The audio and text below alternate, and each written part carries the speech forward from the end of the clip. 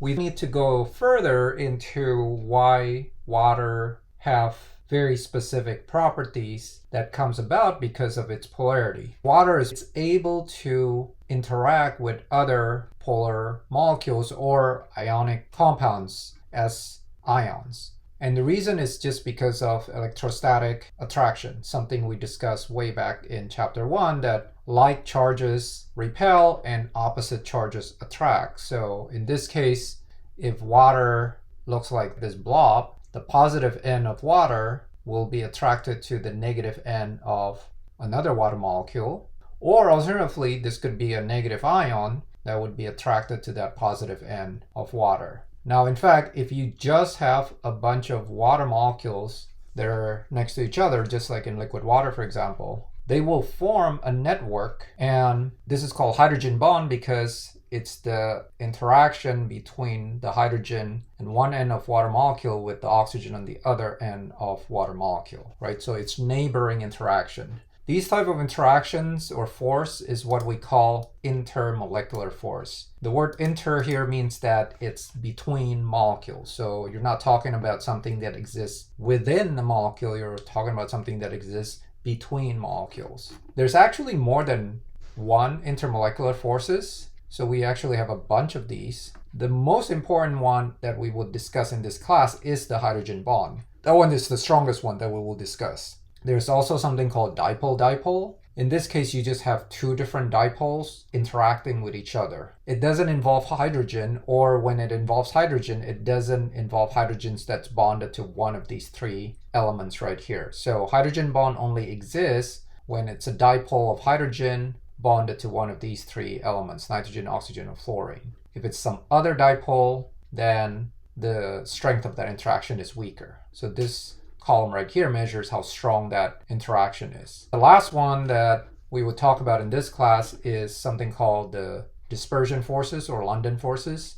And this one is the weakest of them all because no dipoles that exist. This is just for nonpolar molecules. Now, nonpolar molecules, because of their weak intermolecular force, doesn't really have enough in them to interact with a permanent dipole like water. As a result, nonpolar molecules don't really mix with polar molecules. So nonpolar molecules will mix with other nonpolar molecules, whereas polar molecules will mix with other polar molecules or ionic compounds. On the right side here just is an example of oil being mixed with water, where oil is a nonpolar molecule, water is a polar molecule, and you can see that they don't mix because they form these two different layers. Now, if I change that oil to alcohol, which is a somewhat polar molecule, then they will mix pretty well with each other. Or if I change the oil with table salt, that will also mix really well because table salt is an ionic compound. Once we understand this idea of intermolecular force between water molecules,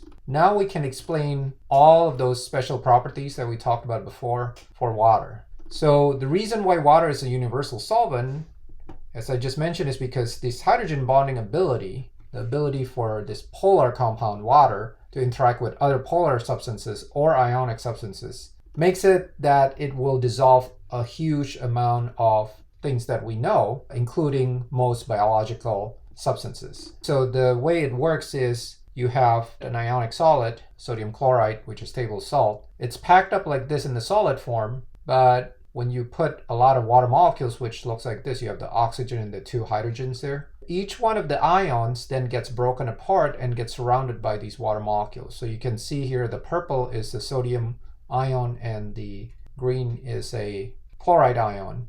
The sodium and the chloride just get separated from each other and they're surrounded by water. That's what we see when we take table salt, put it in water and mix it, and the table salt disappears. That's exactly what happens. Remember that another important property of water is its high specific heat capacity, and that's its ability to absorb a lot of energy without increasing its temperature. And the reason for this is because how strong hydrogen bond is.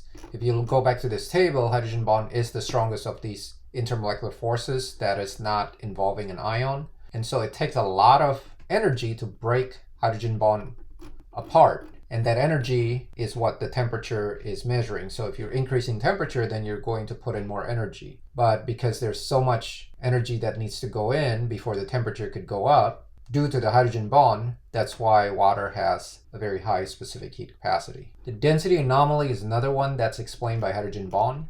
If you look at the hydrogen bond pattern of ice versus water, you see that ice forms this very regular pattern of hydrogen bond. So each one of these red atom is your oxygen, and then there's two blue ones next to it, which is the hydrogen. But in ice, this hydrogen bonding pattern looks like this, like a hexagon. In liquid water, on the other hand, it's a lot more random. So they just get a lot closer together, as you can see, compared to this one right here. So if I look at a slice of a volume of ice versus a volume of liquid water, I see that there is a lot more particles in here compared to here. And density, of course, is a measure of how many particles you have per unit volume. So if you have more particles, then that sample is going to be more dense. So in this case, liquid water is more dense because it can have more particles per unit volume compared to ice.